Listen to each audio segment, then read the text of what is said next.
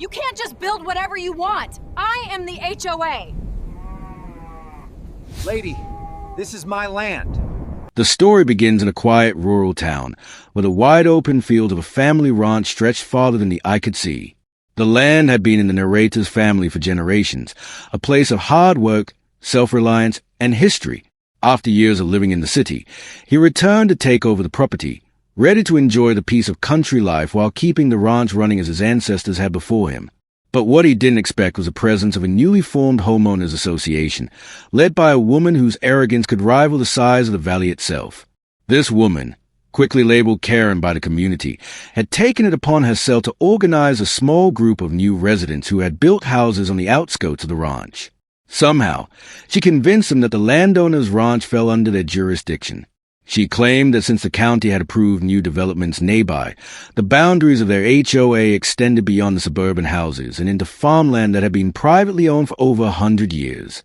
It started with small notices tucked under the ranch gate, letters stamped with the HOA's official-looking logo.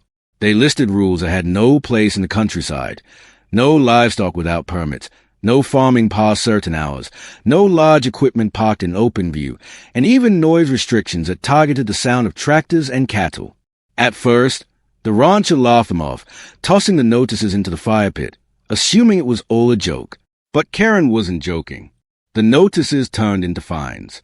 Each week, more letters arrived, claiming that thousands of dollars were owed for violating regulations that didn't even legally apply.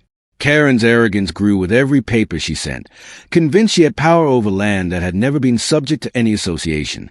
She even marched down the long ranch driveway one afternoon, clipboard in hand, demanding compliance. She spoke as though the landowner were a tenant on his own property, making threats about eviction if dues and fines weren't paid. The irony was lost on her. What she didn't realize, what she couldn't possibly know, was that the rancher had spent decades working his way into one of the most influential positions in housing regulation. As a seasoned lawyer and government advisor, he had risen to a post that very few people in the country even knew existed. He wasn't just a rancher. He was a director overseeing federal housing regulations nationwide. In simpler terms, every single HOA, no matter how small or large, operated under rules and standards ultimately shaped and enforced by his office. For weeks, he said nothing. He allowed Karen to dig herself deeper, collecting every notice, fine, and recorded threat. He documented each attempt she made to harass and intimidate, filing them neatly into a folder. The more she pushed, the more evidence piled up. Neighbors watched the drama unfold from a distance, some amused, others too afraid of Karen to get involved. But when she escalated to legal threats, claiming she would have the ranch seized for non-payment, that was a breaking point. The rancher drove into town one morning and filed the necessary paperwork. Within days, the county clerk confirmed what everyone already knew. The ranch was private, independent, and completely outside of HOA jurisdiction.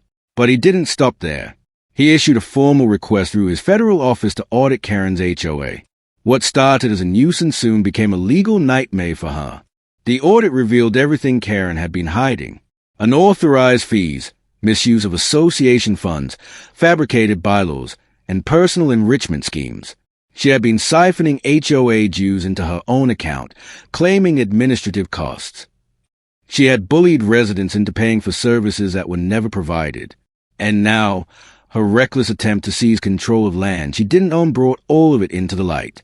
Karen's confidence collapsed when the federal investigators arrived. Her clipboard and loud voice couldn't shield her from the mountain of evidence. Homeowners who had once been too intimidated to speak finally came forward, sharing their stories of harassment and unfair treatment. One by one, the residents testified against her, exposing the full scope of her scheme. Back at the ranch, life returned to normal. The cattle roamed the fields. The sound of tractors and ranch dogs once again filled the valley without fear or complaint. But word of the scandal spread quickly through the town.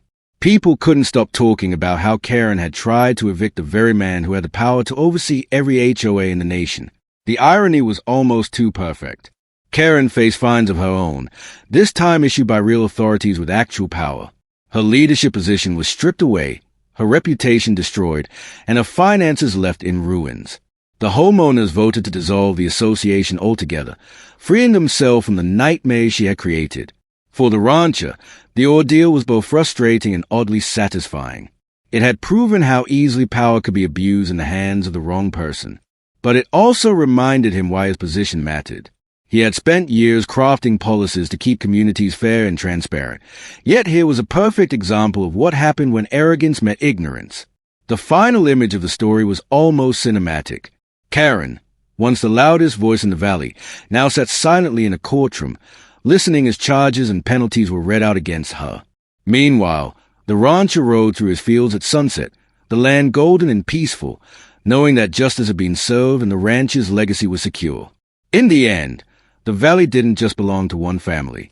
It became a symbol to the entire community that no matter how loud or demanding someone might be, real ownership, backed by history and law, speaks louder than empty threats.